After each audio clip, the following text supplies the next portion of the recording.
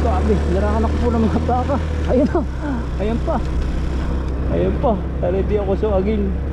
Ang dami nila. Grabe. Kaya tayong pinakamatapang, may tali eh. Mga habol. Tayo dyan. Parang pasaway ito ah. Oh, baka. Kahit po tayo ng baka. Mga baka kahit po. Yeah!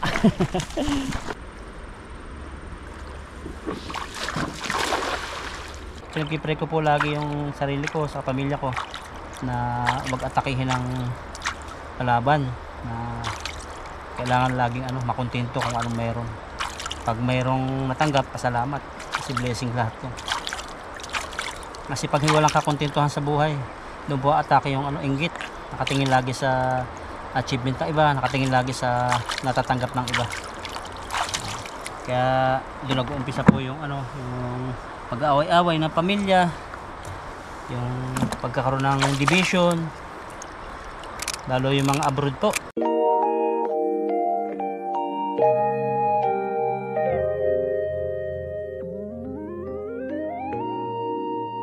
Yan, mapagpalang araw sa inyo lahat. Ngayon po ay nasa trabaho ako ngayon. Ito machine, malaki pa rin. Malaki. Ito yung ginawa ng kasama ko, pinakinis niya rito. Pinakinis ko niya dito. At dito, hindi pa siya makinis dito. Ito yung ginagawa ko. Tapos pinapakinis ko saka ito. Ito, kaya. Ang panghasa namin ito, ito yung pampakinis.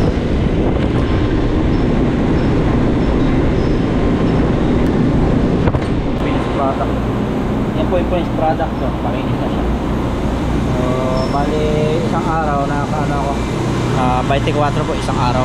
Hindi pa ako naka face mask ngayon pagkat medyo mainit. Kanina nahilo ako ngayong umaga, kaya nagtanggal po ako ng face mask kasi mainit po ngayon. Exhaust pa naman po dyan. Yan, 10 minutes po ang gawa dito. 10 minutes yan, 10 minutes. So habang naghihintay ako, may ganyan na ako rito, may tubig.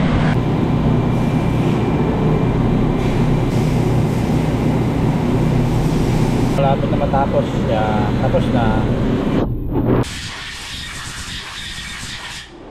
Tapos na po. Atin ng tukatin.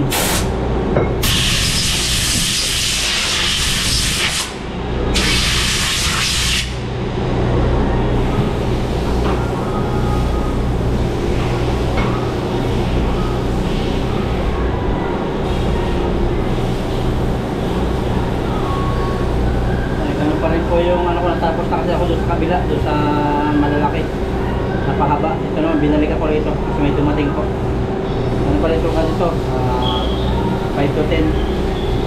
Pero pag 10 mataas lang din po yan. Kailangan mga 7 lang. Okay po. Ay 9 pala, 9.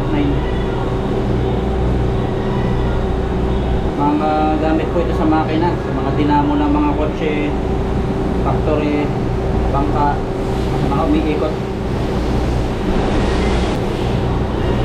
Ito naman yung sukatin yung gilid. Mataas na po. Mataas na. Dapat ito 0. Ayan, ito na. Magawas tayo. Ito lagi dapat pang malamig para hindi nalaki suka. Tingnan natin kung makinis. Kung hindi makinis, sabay-sabay na sila papaliitan natin. Makinis naman. Mayroon lang isang gas-gas dito. Pero ano na po yan, okay lang.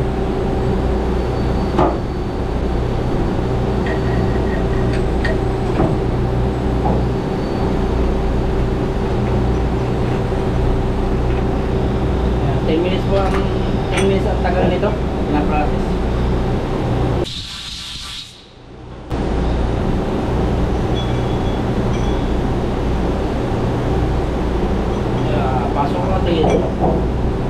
Mga 10 kilo ito, 10 to 15 purong bakal po. Hindi lang sapat yung tornilyo, kailangan naka-clamp pag malogin kasabo. Ito yung pagpantay lagi namin, pantay. na nakaisip dito. Kasi pag matama dito, gumaganyan. Sasabayan mo ng ikot. Ayan. Kaya pag tumataas, sasabayan mo ng pupok. Okay na. Pantay na. Ito naman yung gilid na kung pantay yung pagkakalapat. Pag nag-10 yan, hindi pwede. 5 siya. Hindi siya pantay ng konti, pero okay lang. At atin munang bawasan dito. Bawasan natin yung 5. Negative 0.00 to. Mas open.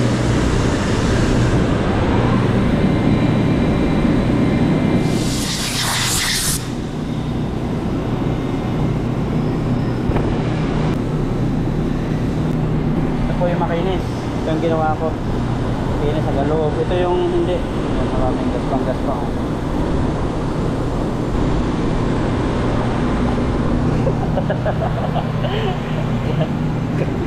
oh gawa niya yan.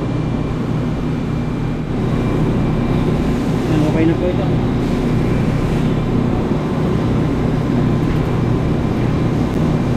Tuloy niya na yun eh. Yan, masaya po ako kasi marami na po kayong products ngayon. Mga malalaki, mga mahal po ito kasi malalaki. Ayan. Siguro isa, dalawa, tatlo. Mga pang 1 week po yan. Kasi isang box yan, 2 araw. So, mga 6 days pa yan. Kaya may pasok po kayo pag Friday. Ayan, maganda po. Saka medyo bumaba po yung dollar. Ibig sabihin, tumataas po ang ekonomiya ng Pilipinas. Yan, nakauwi na po tayo ng bahay. At medyo pawisan. Kumuha lang po ako dito ng gunting. Nagpalit na ako ng pantalon. Yan, dala ko po itong lambat at kukuha tayo ng pang-breakfast bukas. Kuha lang tayo ng pang-ulam bukas, pang-umagahan bago pumasok ng trabaho. At saglit lang po ito. Napakadali lang mga isda dito. Yan, haggard na mukha ko. Hindi pa ako nakapagpagupit. Yan, tara po, mga isda po tayo. Meron ditong buta, lambat, saka yung gunting, panlinis. Kukuha lang po tayo ng pang-breakfast natin. Yan siya. Kwarto na, kadorm namin. Habang maaga pa. Ayaw ko pong dilimin. Hindi nakakatakot sa balite. Okay, tara. Hindi tayo sa kaliwa bago tayo lumito. Okay. Good. Saglit lang po tayo. Kukuha lang tayo ng pang-breakfast para makatipid bukas. Namis natin yung mga tilapia. At yung request na deliver, sabi ko sa sa Saturday na deliver. Medyo mapagod pag maraming huhulihin. So, tingnan natin kung may huli. Puro baka po pala dito. Oh. Puro baka. Nakakita tayo ng mga mapuputi. Ano kaya mapuputi na yun? Nasa dulo. Ayun po. Pinarangan ako ng mga baka. Pinarangan po ako ng mga baka. Sabi, sana hindi ako suagin. Pinarangan ako ng baka. Pinahinto. Mga baka po. Tatawag yung isa. Maputi. Isang baka rito, baka ito yung matapang. Sungay pa naman.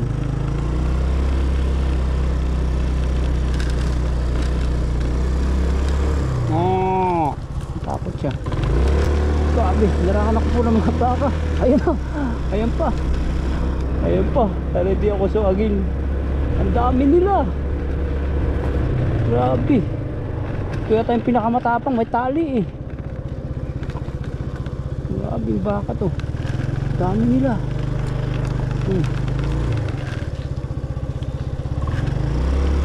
Dami natin. Dami baka. Ayun mo.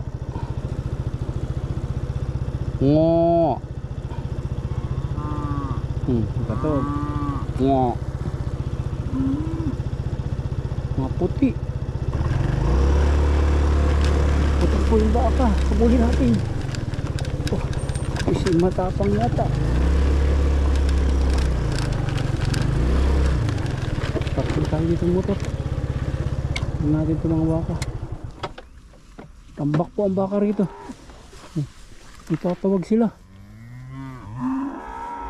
Napalibutan ako ng baka. Palibutan po ako ng baka. Yan po, tatawag yung mga baka. Grabe, ang dami nila. Ayun ang makulit yung isa. Ipagtalon-talon pa siya eh. Yan, punta po tayo, dalahin natin susi. Ito, parang ito yung matapang. Tignan po natin yung mga baka. Baka ito. Wala nang tilapia pa ganyan. Wala na nga pala yung kubo. Ayan o. Pala tabog na. Upward sila. Ito palang daanan nila. Lalaki. Ayan po, baka. Kahit po tayo ng baka. Mga baka kahit po. Yeah! Mga baka po. Natawid sila. Kaya nakasaksi tayo dito ng baka. Hanggang dun. Kasi wala nang tilapia yan. So, nainom sila. Tapos meron pa ron. Iba pong kulay nila. Ito isa paltakan na kaw talaga. Baka na may puti, may itim. Nainom. Pag basta, tapos mayroon dong ano doon, nangingisda na aso.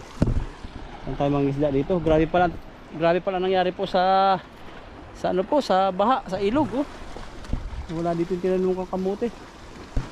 Ayun na sila, nagtawid na. So tatry po tayo doon magsalo. Yung mga maliliit na baka po ito, yung ating nakikita ngayon. Hindi katulad ng baka sa Bicol na sobrang lalaki. Kaya nila tuwid. Doon po tayo mangisda. At awan ko lang kung may isda pa. Nilabo na nila. Bah, isang natira. Isang maliit, naiwan ito isa. Naiwan yung pinakamaliit, naligaw. Balak po dito taniman ko ng mga gabi o kaya kangkong. Hindi pala magkakaigi dito kasi daanan ng baka sa kalabaw. Yan po yung mga pang tourist. Yung kalabaw para pong tama raw, maliliit. Sabi nung iba tama raw. Grabe pala dito. Titibag na. Kalabaw naman banda ron. Dati po dito lupa na ito. Ngayon ito ang nangyari. Dahil pala nilagay ko na dito yung ano. Balikan ko po yung gunting. Baka mawala. Kasi baka hindi ako dito dumaan mamaya.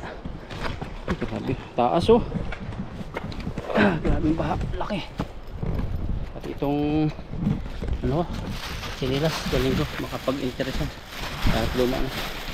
Hindi na interesan. Kumbaga parang likutin lang. Yung motor ko na andun. Dinala ko susi. Buhay ng isang mangingisda. Masaya po ako na nangingisda ng ganito. Wala po yung pagod. Grabe. Nandito na yung kubo dati eh. Itong pisto na po ito. Ito yung kubo. Nagkatawag ba? Yun yung leader pala. Pinakamalaki oh. Tinatawagan niya yung puti. Yung mga ano talaga sila. Yung mga extinct. Nag-iisa nga naman yung puti dun. Ayun po. Nag-iisa na lang. Tapos lahat ng kasama na dun. Tapos itong leader tinatawag niya. Yun. Ganun po yung leader. Hindi boss.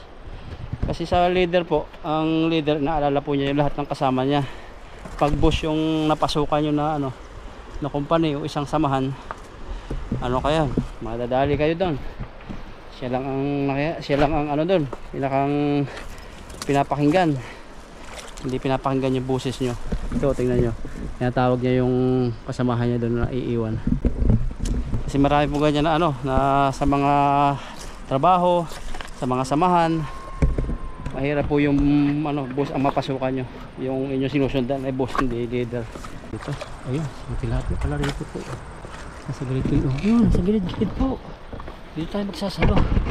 Pag boss po, ano, mahirapan kayo pag boss ang napasukan nyo. Kasi siya lahat ang nakikinabang, siya lahat ang boses. Wala kang ano, wala kang bibig magsalita. Kumbaga ikaw lang ay sunod-sunuran. Pag boss po ang attitude ng isang namumuno, masipag lang ang mga tauhan pag naandyan. Kumbaga pag wala ang pusa, masaya ang mga daga. Tapos pag naandyan yung boss, ano yan, sipag-sipag. Yan yung karakteristik o isang ugali po ng ano, isa pong boss kasamahan. Pag naman leader, yan, wala man yung leader sa kanilang ginagalawan, magkatrabaho sila, wala man yung leader, hindi man nakikita ng mga empleyado, patuloy pa rin ang trabaho nila.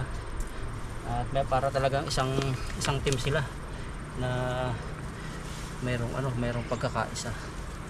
Pero pag yung boss ang tingin nila sa isang amo nila, lagi silang takot. Laging takot at kadalasan ay pakitang tao. Pero pag leader, mahal nyo yan. Kumbaga proud kayo sa lahat ng ginagawa ng leader. Kasi para sa inyo lahat yun. Tagumpay ng isa, tagumpay ng lahat.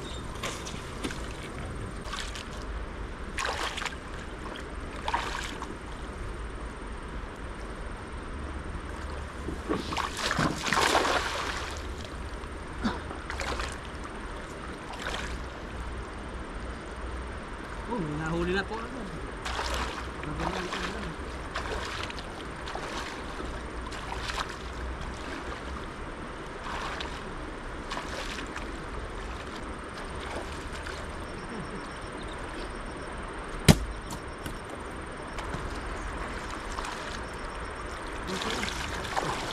Wala pa.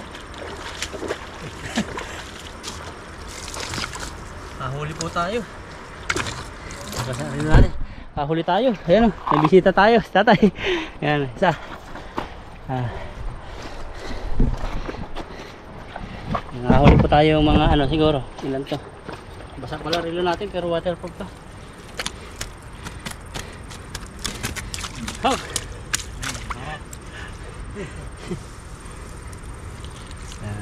Filipino. Taiwan. Taiwan. Taiwan. Yeah. Philippine. Filipino. Philippine. Mexico. Philippine. Oh, Mexico, Philippine. Philippine. Manila. Huli tayo. Tingnan mo. Meron tayong kausap dito. Ayan, tatay. Yo. Asuma. Auchu. You eat? You? Tintin. This one small. Tintin. May ludong. Ludong. Carp. Bye-bye. May karpa tayo dito. Karpa. Ay, ludong ito. Ludong. Nakahuli tayong ludong. Kaso, ano po natin ito?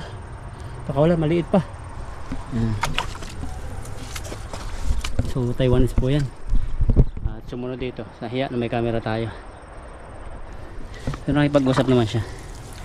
Marami pala isda po ron. Nakawala pa yung iba. Yan, nasaktuhan. Pwede na pang breakfast to. Breakfast natin. Ilan? 4. Naka-4 po ako. Alam kasi nila po dito na yung tilapia ay masarap. Manghihingi siya sana. Kaso naka-camera, hindi ko na binibidyohan eh. Nahiya. Ano po sila? Mga manakakotse na pasyal. Kasi banda dyan, puro joggingan. Pinagjajagingan. Eh siguro, nakita nakaparada yung motor ko. 4 po tayo. Kinakailangan yung bag ay laging dala. Nagkaroon na tayo ng aral. Kasi hindi natin alam, may tao pala, biglaan. Mahirap magtiwala. Pero yung mga Taiwanese, okay po yan. Pero pag pira, lahat ng bansa, pag pira ang usapan, o kaya gamit na mahalaga, love of money is the root of evil. Mali po yung money is the root of evil. Mali po yun, lahat ng tao kailangan ng pera. Love of money, yung love dun ang yung sinasabi ng Panginoon. Pag minahal mo na yung pera na magkukontrol po sa atin.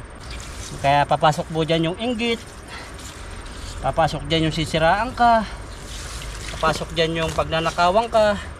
Kasi love of money, kumbaga minahal na niya yung pera, pera na nagkukontrol sa isip niya.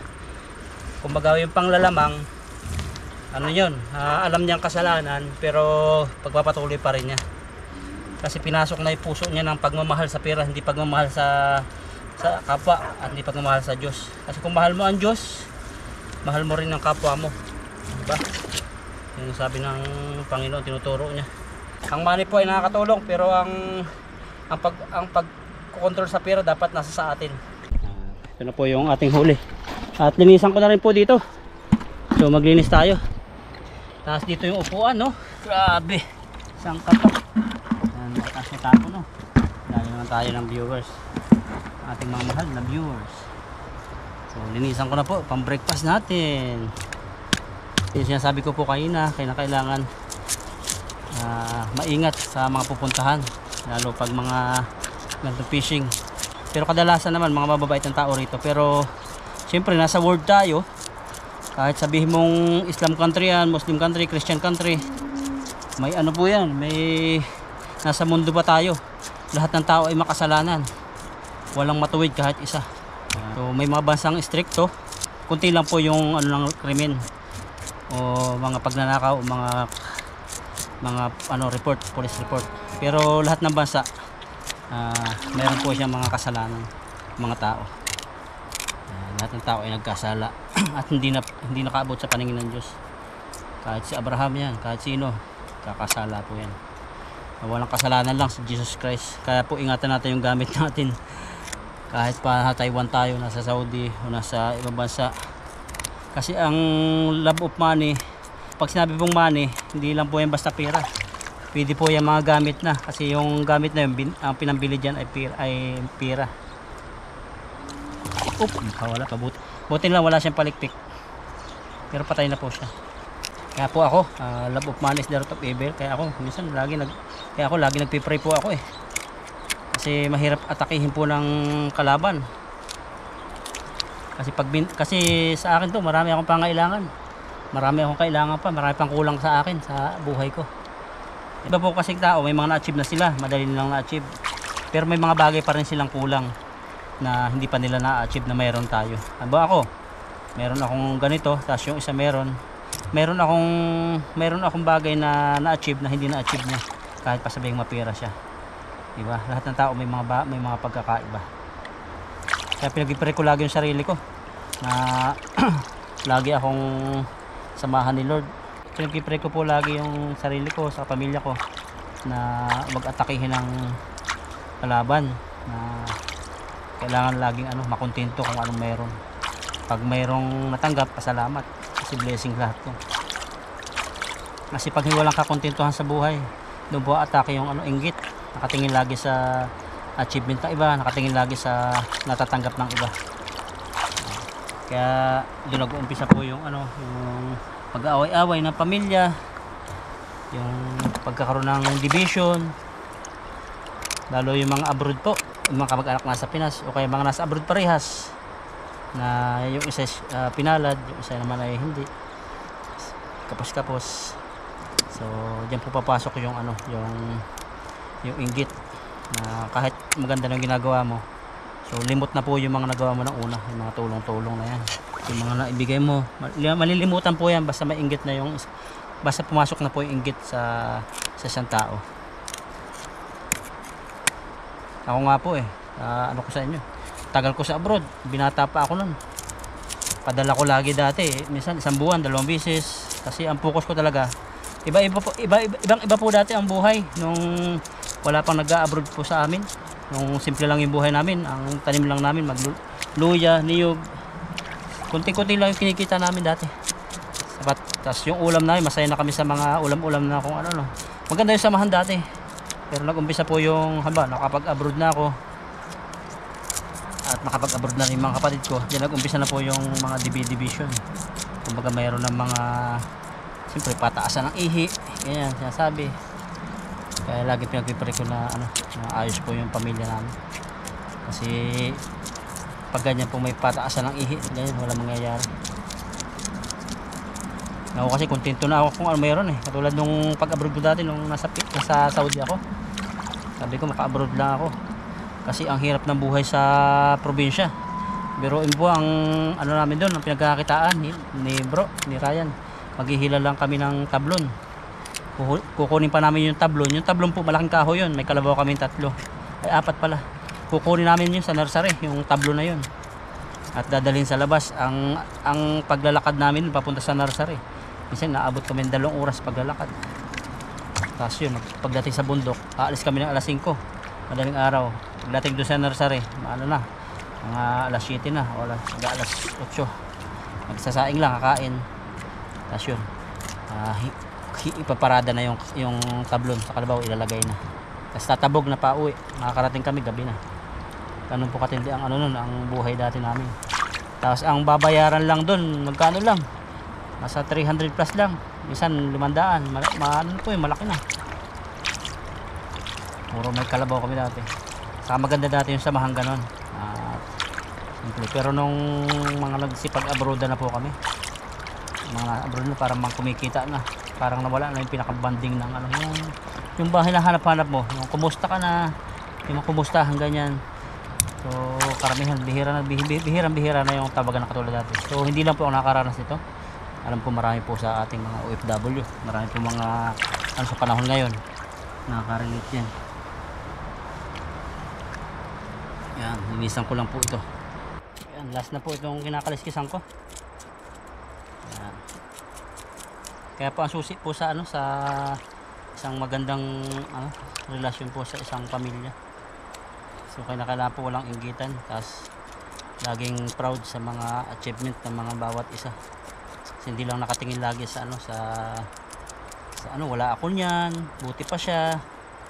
Okay lang po yung humangang ganon sa ano, pero pag yung nilahukan na natin ng inggit yung ano, yung ating sarili, yung ating isipan, pag pinasok na ng inggit o kaya ng pagmamahal sa salapi, so lahat po ng ginagawa ng isang tao, kahit mabuti na malilimutan po yan, at lahat po ng ginagawa niya ay sa tingin ng ano, masama na. Kailangan talaga forgiveness sa ganyan. Lahat ng tao nagkasala, lahat ng tao ng mga pagkukulang ganyan. So kinakailangan talaga ano, pag-usapan ganyan, usap kasi pag hindi na nag-uusap talaga, pag wala na komunikasyon, iba-iba na yung komunikasyon nila hanggang sa siraan ka na, tapos kung ano na sabihin na, yung puro negative lang lahat at puro kasama ng ano, ang napapag-usapan hanggang sa lumala. Ayun. Nagkailangan na mag-usap, yun, nawala na ang komunikasyon hanggang sa lumalim yung ugat, hanggang sa wala na. Mahirap nang bunutin po yung gano'n. Kailangan habang maaga, forgiveness talaga. Mahirap din po yan sa isang tao na nawala ng amor. Dati kang may pera, tapos biglang bumagsak ngayon, hindi ka papakinggan ng iba, wala nang power yung salita. Kaya ang tao po ngayon dito sa mundo, puro disappointed. In Christ Jesus, we never disappointed. Lagi natin tingnan na sarili natin na I am the righteousness of God in Christ Jesus. Kahit sabihin nila na ganyan ka, makasarili ka, so I am the righteousness of Christ. Sabi mo lang yan, pero sabi ni Jesus Christ, ako ay ano, mapagbigay, mapagmahal. Sabi mo ano, matapobre ka, sinasabi ng iba matapobre ka, ganyan, bago ka na. Lagi natin tingnan yung sarili natin na titingnan tayo ni Jesus Christ na ano, na okay, na malinis. Kasi yung mga tao kadalasan titingnan tayo niyan sa pamagitan ng panlabas na tingin lang nila pero ang tingnan natin yung tingin ni Jesus Christ. Kaya marami nagpapakamatay dahil po sa mga sinasabi nilang iba, mga broken hearted na ganyan. Titingnan nila yung sarili nila, apektuhan sila sa sabi ng iba. Pero ako, ang pinakang sikreto ko po, so titingnan ko po kung paano ako tingnan ni Jesus Christ. Sabi niya sa Biblia, I am the righteousness of God in Christ Jesus. Ako daw po ay makinang sa paningin ng Diyos dahil na kay Kristo ako. Kahit anong sabihin nila ng mundo na ganyan, nagbago ka na, wala ka ng silbi, hindi ka na makakaalis dyan. So, I am the righteousness of God in Christ Jesus. Ang tingin sa akin ng Diyos ay hindi ganyan. Ang tingin ng Diyos sa akin ay mapagmahal. So silid ko na po ito at mukhang magdadrama na tayo, pero totoo po yan. Yun po ang sekreto natin. Huwag po tayong bibigay, huwag po tayong magpapakamatay, huwag po tayong manghihina, huwag po tayong panghinaan loob. Sabi lang po nila yan na huwag po tayong panghinaan loob. Sabi lang po nila yan na na wala na tayong silbi, wala na magagawa, hanggang dyan na lang. Pero ang tingin sa atin ng Diyos, ang tingin sa atin, we are the righteousness of God. So tayo ay maraming magagawa dahil na kay Kristo tayo. Ayan. Tara po, pauwi na po tayo at okay na po ito pang breakfast. Init na po natin ito. Yun.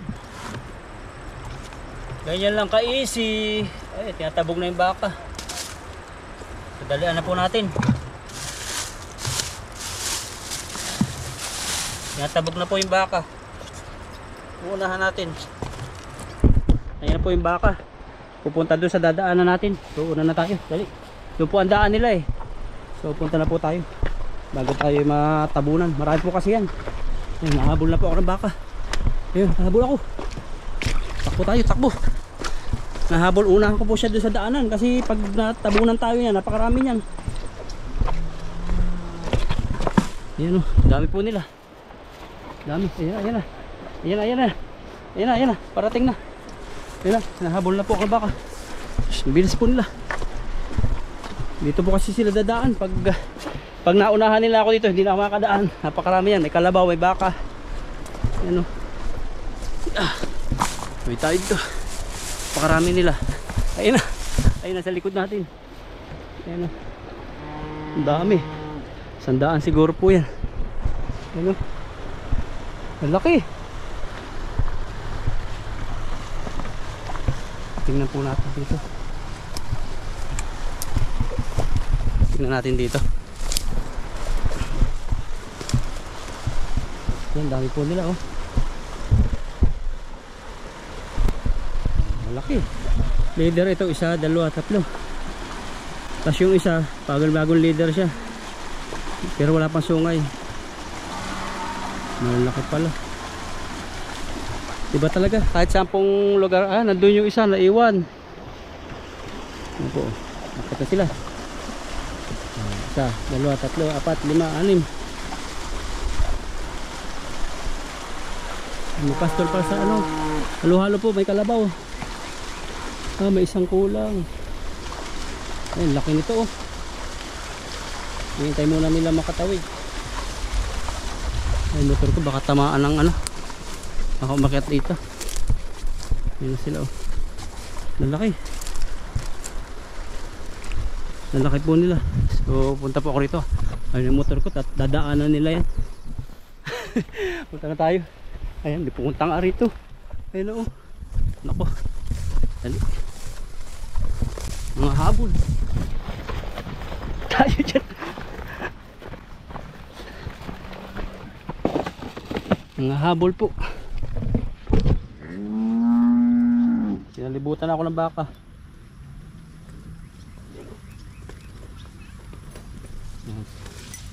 Masuwagin tayo.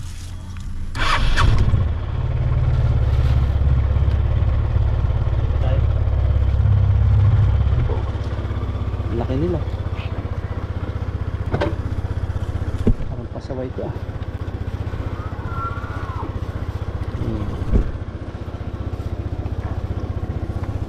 Suwagay tayo. Ay, ayun yung turo.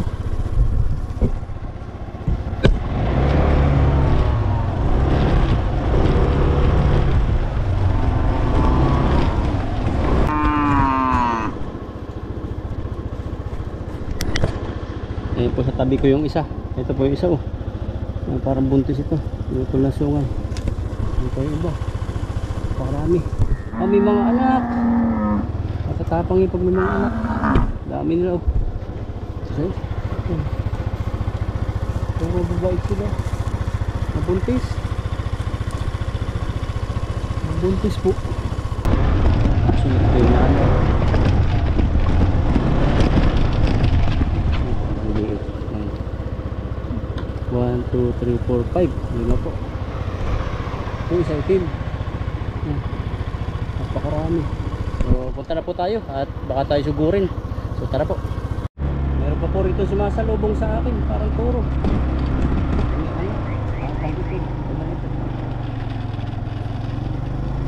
Oh, saan punta mo? Dito ang dami pa. Tagang mga baka na to. Ito. Meron po sila sa tainga. Ayan oh. Punta na po tayo. Meron pa rito. Dito lang kaahon ng iba. Sa dami pala nila.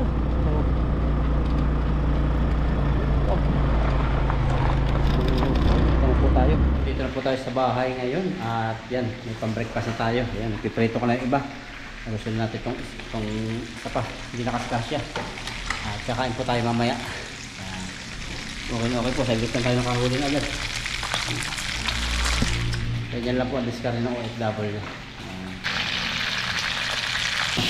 Second batch naman po yung niluto at prito.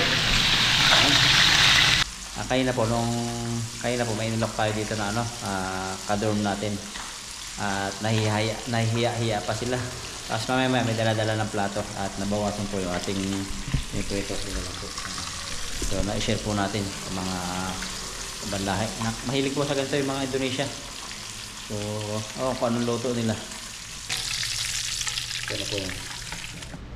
Yan, good morning po sa inyong lahat. Kagising natin at nakaligo na rin. At kakain na po tayo dito. Ito yung ating ulam. Yan yung prito natin. Tapos may sinain na rin dito. At si Papa Ryan po ay naliligo. So hindi kami nagkakasabay pag umaga. Yung siya rito dadalawa. Buha po tayo ng prito. Ito po mabilis ang ulam. Minsan itlog. Hindi na ako nagluto ng itlog. Ito tayo. Pag pumasok sa trabaho. Kain. Medyo puyat tayo kasi pag ganitong gabi i-edit po kami ni bro at medyo napupuyat kaya nagsasaing na kami sa gabi o kaya dinadamihan na namin sinaing kasi kinakailangan may luto na sa gabi rin pero pag wala naman itlog yung mabilisan ulam.